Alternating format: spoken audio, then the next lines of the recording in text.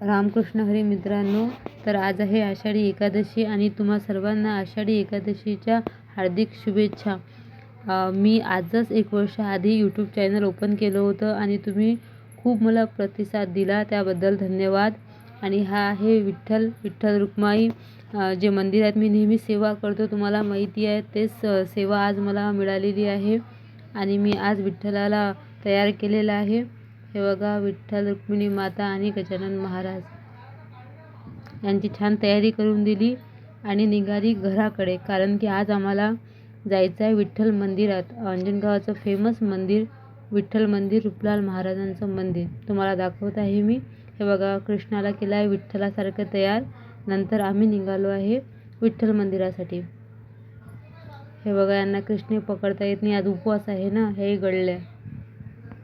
अरे बघा, कृष्ण खुश झाला सायकलवर बसून.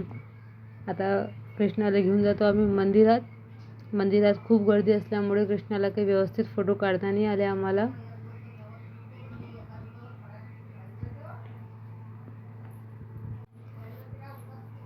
आणि मंदिरात हे बघा किती गर्दी आहे, कोणी कोणाला दिसत नाही आहे. बस चालून राहिले.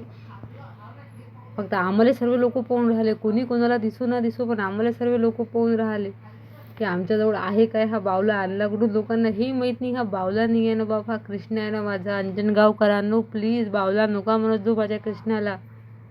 नंतर घेतलं विठ्ठल रुक्माईचं दर्शन आणि निघालो तिथून. मग केला आम्ही प्रसाद ग्रहण. बाजूने सुरू आहे कीर्तन. भेटूया नेक्स्ट व्हिडिओमध्ये. राधे राधे.